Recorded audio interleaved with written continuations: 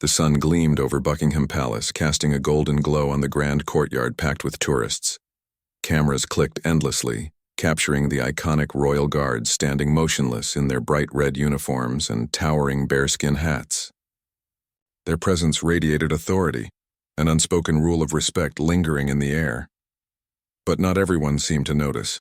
Michael Carter, an American tourist, smirked as he eyed one of the guards. To him, the guard's stillness was a challenge. Nudging his friend, he whispered, "Watch this." Slowly, Michael stepped forward, mimicking the guard's rigid posture. The crowd chuckled at his exaggerated salute and playful march. The laughter fueled him, pushing him closer. Too close.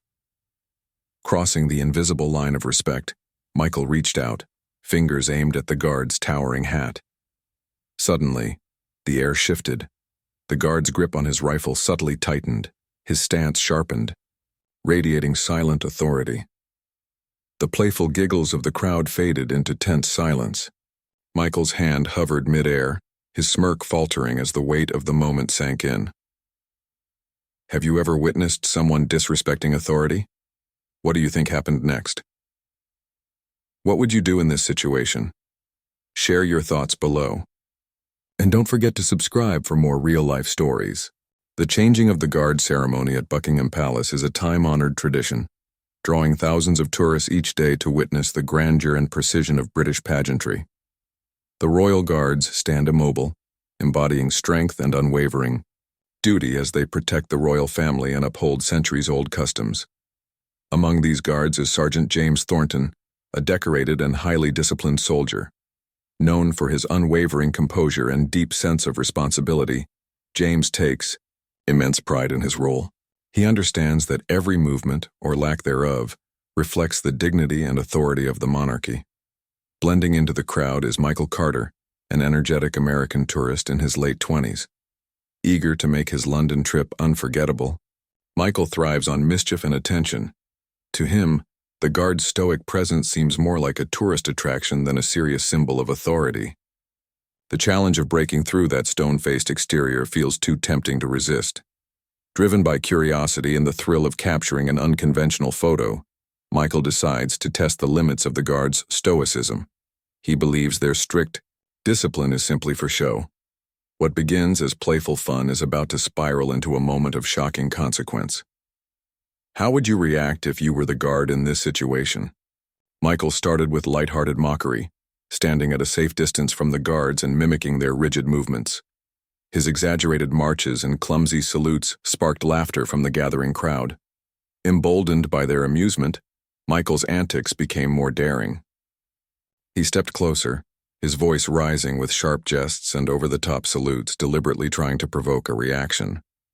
Each joke was sharper, each movement more intrusive, and the gap between him and the stoic guards steadily narrowed.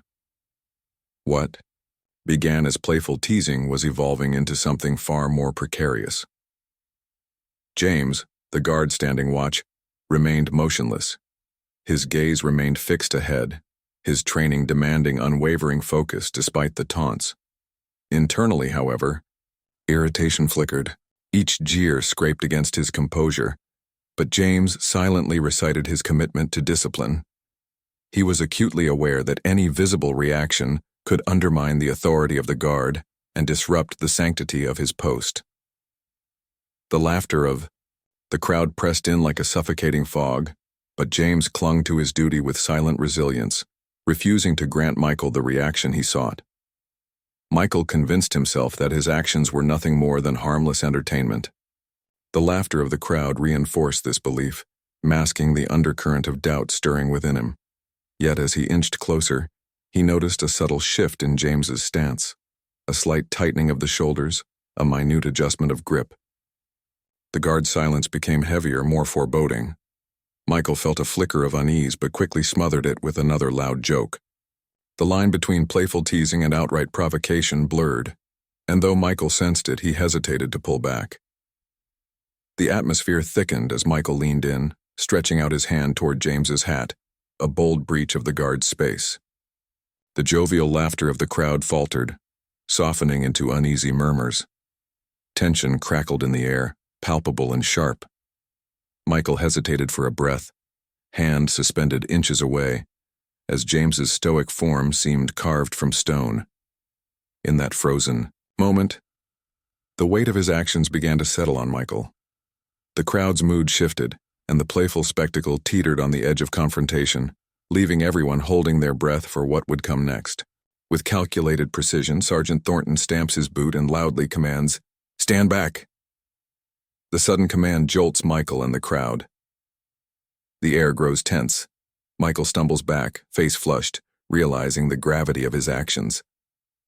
The onlookers are stunned into silence.